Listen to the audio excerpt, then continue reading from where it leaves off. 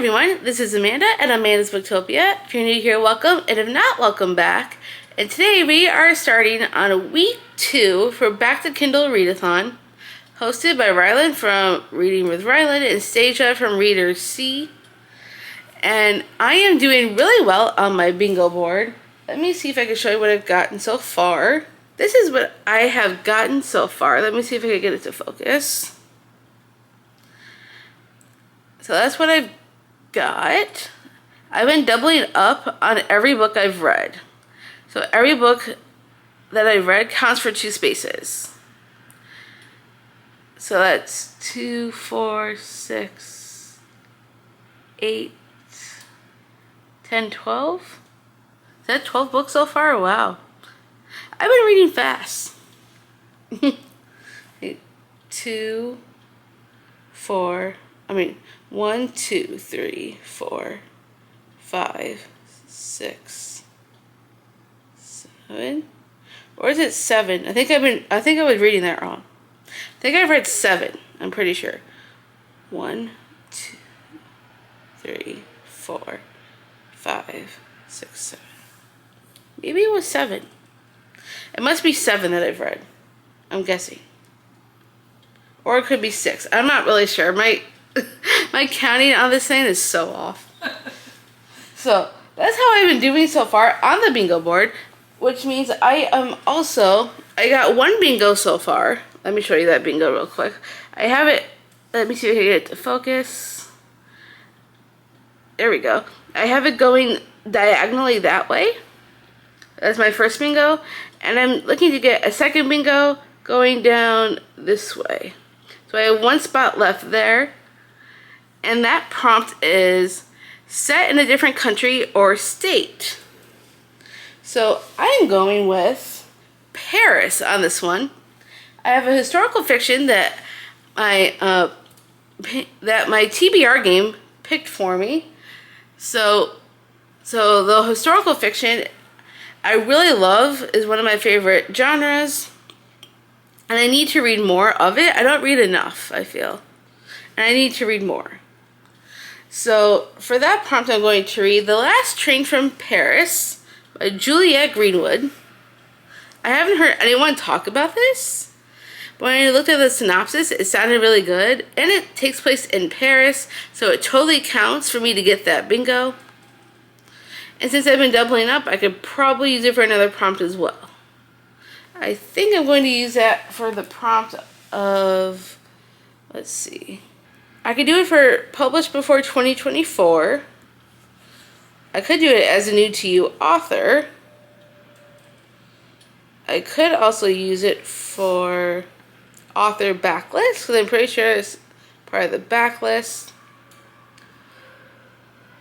And there's a prompt for favorite genre, so I could use it for that. And I think it has a 4+ star rating. I'm pretty sure. So I don't know which ones I'm going to use it for besides that one prompt, but I will decide once I get to it. So I'm hoping this coming week I can actually black out the board. I don't know if I will, but I'm going to try. So we will see how that goes. I'm going to get started on reading The Last Train from Paris while I'm catching up on Stranger Things at the same time. So wish me luck. I am excited to dive on into this one. I will have a reading update for you guys probably later during the day, because lately my sleep schedule has been off again and I've been sleeping at weird hours.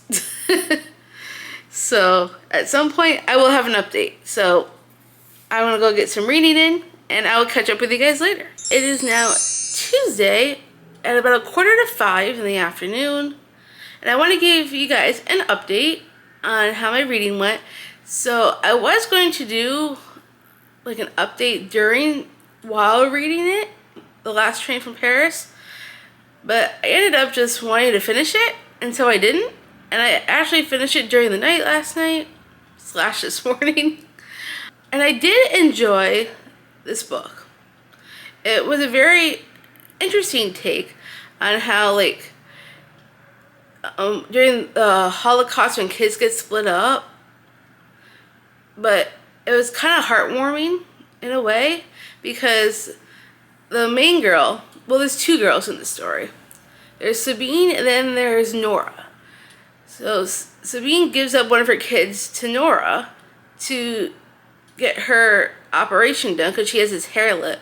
So because during that time frame, anyone with any type of disability or anything that looks different on them, at that time the Holocaust was not good to kids at all with that. So she has Nora rescue her and get her operation done.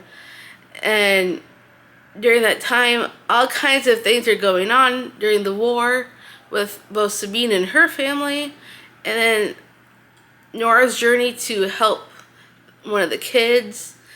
And we're going from like a then and now timeline. So we have a now with Iris during 1964.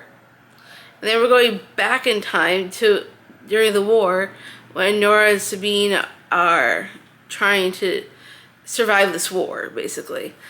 And personally, I like the story and how it all came together. However, there were times when it was like super slow and I'm like, can we pick it up, please? And it was just it kind of dragged for me a little in that aspect. And then we also found it to be super predictable. I predicted like the ending from the very beginning. Like once we got into the story during the war and going back to Iris, it just was super predictable. I mean, I have read another historical fiction this year that I predicted, but it was such an amazing story that I didn't care.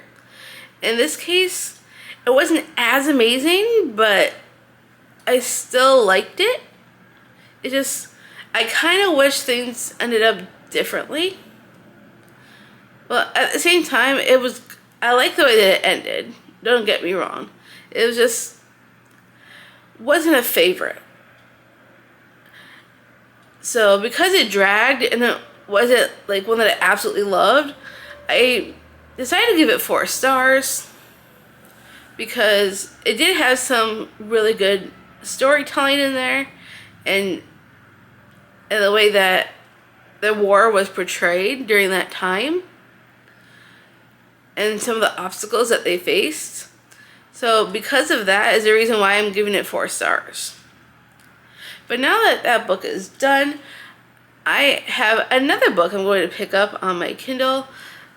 I found out, like, for this bingo challenge that I'm doing, I have the number. It was 075, and the prompt for that was to read a book with the letter D not in the title. So I was going to read this one anyways before I even found that out, and it fits for that prompt. So I'm going to go with Sometimes I Lie by Alice Feeney, which is a buddy read I am doing with my besties Clint, Karina, and Dana. I am on a mission to complete her backlist, and this is the last book in her backlist that I need to read before her new release comes out next month in January. So this is my last Alice Feeney book before her new one. And I'm really hoping this is going to be good, because I haven't heard really anybody talk about this one. But out of all of her books from her backlist, this one sounded the most interesting to me. So I'm very excited to get started and see where this one goes. And I'm hoping this is going to be a really good one. I'm hoping. So I've heard mixed reviews. Even though I haven't heard much people talk about it, the ones that I have, you either love it or you hate it. So I'm excited to see what happens. So I'm going to get started, and hopefully I'll have another reading update for you guys later on. It is now about 8:30 at night on Tuesday, and just a little bit ago I finished Sometimes I Lie. Yeah, I think that's the right title. Yeah, by Alice Feeney. And it was a very fast read. A lot was happening in a short amount of time. And I love that it takes place pretty much around Christmas, like a few days, like about a week before like leading into Christmas. So it's like the perfect time of year for this book. So I'm glad that we waited to read this until now, because it's literally the perfect timing. However, unfortunately, I think this might be one of my least favorite Alice Feeney books. I didn't love it. Unfortunately, there was just, I don't know what it was about it that I didn't love. I mean, we were going back in time between like different time periods, like the same month in like the 1990s, which I thought was kind of cool because we're reading diary entries from that time. And then we're also going back and forth between then and now because the main girl is in a coma. She was in an accident. So we're going like learning what happened leading up to the accident. And then we kind of get to see her during the coma as well. So that was kind of interesting. However, the twist that was part of this book, I mean, yes, I didn't really exactly see it coming, but it didn't blow me away. I kind of did guess it like close to the halfway point when I realized things weren't quite adding up. And like, it wasn't a terrible book. I just didn't love it. I think we were supposed to be blown away, and I just wasn't blown away. Unfortunately, I think this one and Daisy Darker are probably my least favorite Alice Feeney's. But obviously, Beautiful Ugly takes the #1 spot. That's the best Alice Feeney book I've read. And I'm definitely looking forward to reading her new release when it comes out in January. I'm hoping Book of the Month will have it because, you know, Book of the Month has featured quite a bit of Alice Feeney before. So I'm hoping that it will feature her new release. And I might try her newer stuff. I think her newer stuff I'm loving a lot more than her older stuff. I think out of her older ones, my favorite would probably be His and Hers. Out of her backlist. This one just did not quite hit out of the park for me, unfortunately. Because one of the twists, like there's more than one twist in this book. I guessed the major part of it, but not the other part. However, it just wasn't really something that I really fell in love with. And this is what I was most looking forward to out of her whole backlist. And unfortunately, it just didn't quite hit for me. However, I am interested in hearing other people's thoughts on it. So if you have read Sometimes I Lie, let me know. I would love to hear your thoughts. It just didn't quite work for me, unfortunately. I think I landed on like a 3-star. I didn't hate it, but I didn't love it. So that's kind of where I'm at with this one. And then I was trying to decide what to read after that. I feel like I need to get back into the 5-star vibes. 4 or 5 stars. I would love another 5-star. Because the one 5-star I've had so far was The Defender by Ana Juan. That was the best book I've read so far in December. So I'm hoping to get back into reading those types of books that I absolutely love. And so I decided to pull up a buddy read that I have with me and my friend Anair, who's in my Fiction Falls Discord. We decided we were going to read this together, and it was on KU, so I figured that would be perfect to use for this readathon. So I have a physical copy of this, but I borrowed it off of KU instead. That is The Bone Witch by Rin Chupeco. I'm using this for a couple of prompts on the bingo board for the Back to Kindle Readathon. I'm using this for BIPOC, since the author definitely is. She's from the Philippines. And I'm also using it for the new to you author prompt, because I have never read a book from this author before. And that will also help me get another bingo for the new to you author prompt. So I have a bunch of books that are with a bunch of authors that are new to me. But this one I've been really looking forward to reading, and it was already on my TBR. So I'm excited to get started on this. I'm hoping this is going to be a good one because it's about witches and I love witches.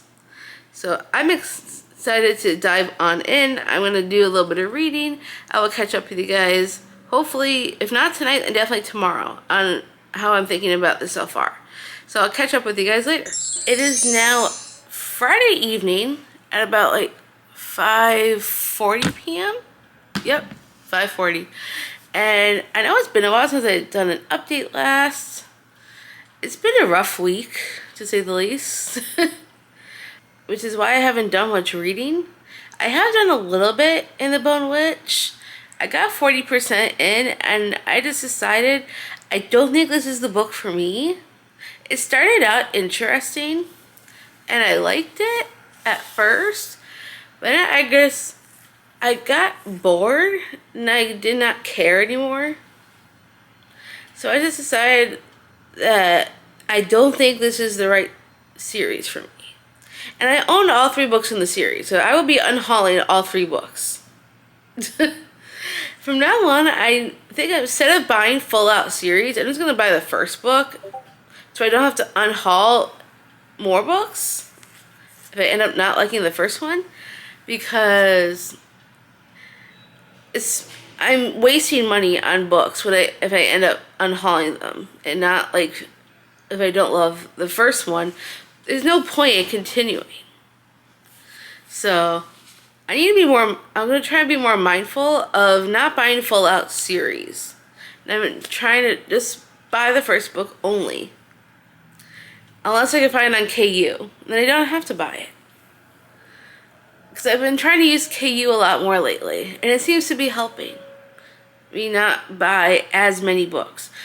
The books that I have bought in December so far have all been anticipated releases. At least the ones that I bought personally. So I'm trying my best not to just spend money just because I can, and just buy books I actually really want to read, or I'm planning on reading for a project or a book club or something like that. So yeah, The Bone Witch was a DNF, 40% in. I didn't care. I was done with it. I'm like, it was such a chore to pick up after the week that I've had.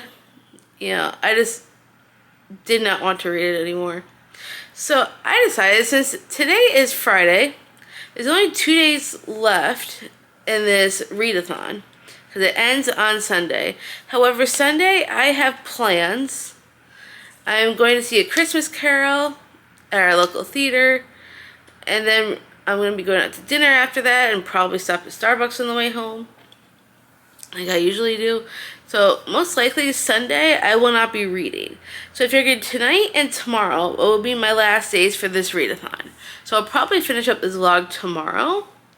But I want to try and fit as many books as I can. So I'm going to try and fit in like novellas from here on out, because I can read those so quickly.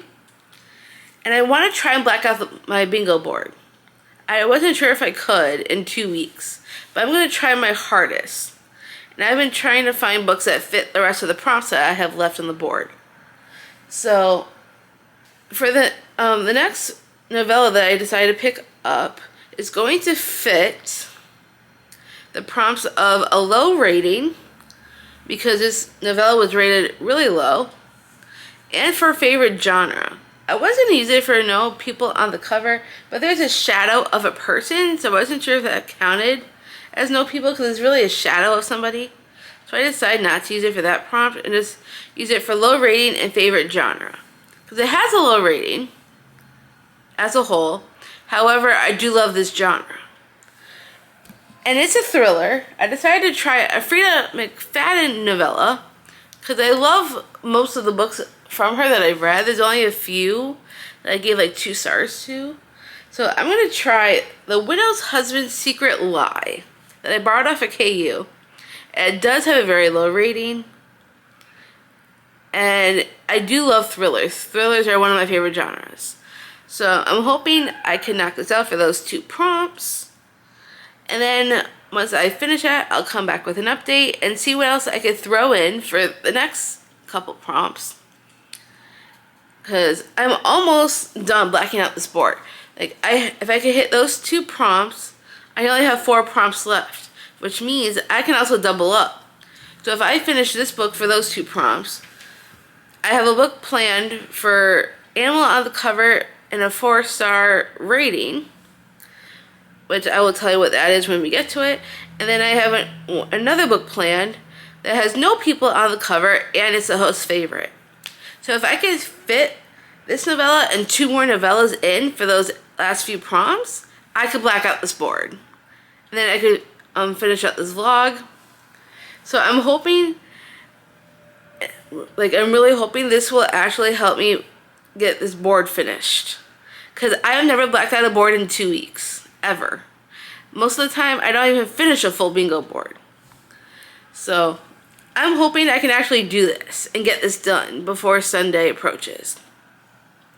So I'm going to go ahead and get started on this novella, The Widow's Husband's Secret Lie, and I'll come back and tell you all my thoughts once I finish, so I'll see you guys later. It is now going into Saturday the 13th. It is just after midnight, like a few minutes after, and I want to talk to you guys about the 3 novellas that I just read. I didn't get a chance to finish this out earlier, so I'm going to do it now because I was watching wrestling and I didn't want to miss it. So first I read the short novella from Frida McFadden, The Widow's Husband's Secret Lie. That's a long title for a book. I can see why people don't like it and why it's so low, why the rating's so low. Because it's like a mishmash of like crazy tropes mashed into one book. Like a short novella. And I'm like, this is way too many tropes for one book. I know it's supposed to be like satire, like Frida's making fun of thrillers in general. So I went into it thinking that I knew it was going to be a joke. However, even though it was kind of funny at times, but like the whole thing just made no sense. I mean, it was fast paced. There was a lot going on in a short amount of time. And it was okay. It was crazy, but not really in a good way, but not in a bad way. I just felt like there was way too much going on. And I understand where Frida was going with it, because I did read her note before going into it. It's like, okay, she's making fun of her own books, basically. So I'm like, okay, interesting. I just felt like there's too much going on that made it so confusing. I couldn't understand what the heck just happened. So I can't say that I loved it because I didn't. But I can't say that I hated it because I didn't hate it because there was a lot going on. It was just very, very confusing. All these tropes that you see in thrillers, she used in this. And like the whole thing was just, I didn't understand half of what was going on. When I first thought one thing, then I thought another, then I thought another, and then the ending was like, wait, what? So it was just a confusing novella altogether. I didn't think it was bad. I just didn't understand it. So I think that's why I landed on a 3 stars for that one. I will read more by her because I do enjoy her books overall. Sometimes it can be kind of confusing, like this one. Not all of them are like that, though. I think it was just this particular one that was just so confusing. I could not understand what the heck was happening. And then the next novella that I picked up was a host favorite from Rylan, from Reading with Rylan, because she's one of the hosts of the Back to Kindle Readathon that I've been doing and why I'm doing this vlog. So I picked one of her 5 stars, which was Merry and Bright by Allie Rosen. And I've never read anything from this author before. I went into it thinking, this is going to be a cute, fluffy read. It definitely was. I did like seeing the representation of both Christmas and Hanukkah in this. Definitely more people need to do more Hanukkah books. I know there's some out there, but I feel like we need more. So I love that there was good representation of that. And I know in that we were the 2 people that met on the plane. They ended up going to each other's family's house to be their +1, to pretend to be boyfriend and girlfriend. Which I thought was a cute storyline. I just felt like it felt a little bit too short for me to really feel like it's a good novella. I felt like it needed more time to really develop that chemistry, because I didn't really feel the chemistry, but it was a cute story. So because of that, I ended up giving that 3 stars as well. It wasn't bad. I didn't hate it. I liked it, but I didn't love it. I just felt like I just didn't really feel the chemistry. But I liked everything else, so I went with 3 stars on that one. And then the last novella, which helped me black out my bingo board, was A House with Good Bones by T. Kingfisher. I borrowed all 3 of these off of KU, by the way. I needed to find a novella that had an animal on the cover and had like a 4+ star rating. I can't remember if it was GoodReads that had the 4+ star rating or if it was Amazon. Yeah, it's not GoodReads, so it was Amazon that had it. So I decided to try it just to see, because I've heard really good things about this one. So I went into it thinking this was going to be a fun story. It was a lot darker than I originally thought it was going to be. And some of the horror elements were really interesting. I was really into the whole like haunting aspect of this, which I thought was so interesting. And I love that we had a main character that was completely different from the norm. Like her job is so interesting. I use that word too much. But she studies bugs, but she also studies archaeology. So she kind of does like a little bit of both. So I thought that was a different aspect that I've seen in most books. So that was kind of cool. And I love seeing like why her mom was so freaked out and how that all developed. And like some crazy stuff happened in this book. Crazy. Like right before the end, I'm like, okay, this is interesting. This is my second book from T. Kingfisher. The first one I think I read was What Moves the Dead. I think was the first one I read from her. That one was just okay. That was a little bit too non-fiction-y, at least in the beginning. But this one wasn't so bad. I liked this one a little bit more, I think. Because I love the haunted aspects of this story. And like the creepy elements that came into it. So because of that, I went with a 4 star. I really enjoyed it overall. I wasn't blown away by it. Like I didn't think it was amazing. But I did really enjoy the story and where it went. And the spooky elements was really cool. So that was a solid 4 stars. And that is it for this vlog. Normally I would keep going for at least one more day, but I already blacked out my board, so I don't see any reason in continuing. However, I do have more books I need to read that are not part of this readathon. So I do want to go ahead and finish this one out so I could get into my other books that are not on my Kindle. And this was such a fun past couple weeks. So thank you, Rylan and Stasia, for this Back to Kindle Readathon. I had so much fun. I blacked out my board. Surprisingly, I did not think I was going to be able to do it. But I had such a great time doing it. I don't know if I'm on Rylan's team, and I don't know if we're going to win, but I sure hope so. So this was so much fun reading on my Kindle.